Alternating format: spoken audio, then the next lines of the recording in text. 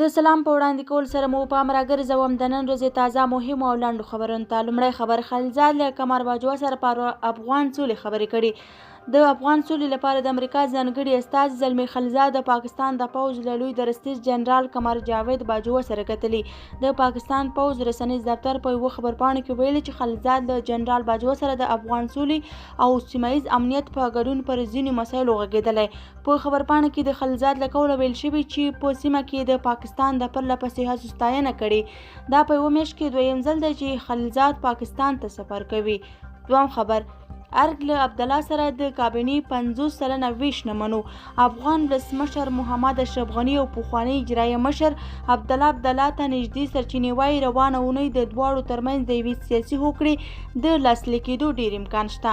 عبدالله ته نږدې سرچینې وایي دا مهال دواړو خواو د کابینې او خپلواک ادارو پر 50 سلنه ویش هوکړه کړې او یوازې د بهرنیو چارو او مالیې وزارتونو او لوی څارنوالۍ پر ویشلو اختلاف لري.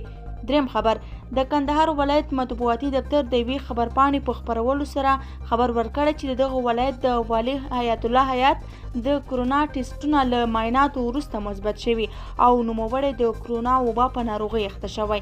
څلورم خبر: امنیت شورا افغان حکومت تر اوسه 1000 طالب بندیان خوشي کړي.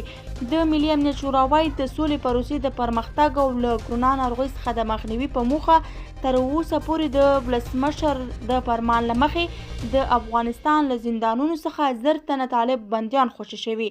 د ملي امنیت شورا له دفتر څخه په خپره شوې خبرپاڼه کې راغلي د ولسمشر د لومړۍ ګڼې فرمان پر اساس تر اوسه پورې 1000 تنه طالب بندیان د هغوی عمر، روغتیایي وضعیت او د بند مودې ته په کتو خوشي شوي. پنځم خبر: ننګرهار جلال آباد کې ګرځ بندیز ختم او ټول ښار خلاص شو. جلال آباد ښار کې ټولو صنفونو ته وقایعي ته په پام سره فعالیت اجازه ورکړل شوې. د ننګرهار والي شاه محمود میاخېل په مشرۍ د کرونا وایرس د خپرېدو د مخنیوي کمیټې د خلکو د بیا غوښتنو پر اساس او د ټولنې د غربت کچې ته په کتو په جلال آباد ښار کې ټولو صنفونو ته وقایعي ته په پاملرنې فعالیت اجازه ورکړې. د ننګرهار والي شاه محمود میاخېل وایي چې د خلکو د بیا غوښتنو پر اساس او د ټولنې د غربت کچې ته په کتو په جلال آباد ښار کې ټول صنفونو ته د وقایوي لارښوونو تطبیق په شرط د فعالیت اجازه ورکړل شوې. شپږم خبر: په غور ولایت کې د حکومت د بې کفایتۍ په وړاندې ترسره شوي لاریون په تاوتریخوالي اوښتی. د لاریون برخوال هغه بېوزله او ځایي کارګران دي چې د حکومت د کمزوري مدیریت پر وړاندې شعارونه ورکول.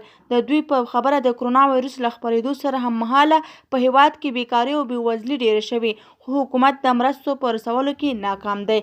زموږ ویډیو همدومره وه. که مو خوښه شوې وي ویډیو لایک او زموږ چینل سبسکرایب کړئ. له توجه څخه مو مننه. تر بیا ښې چارې.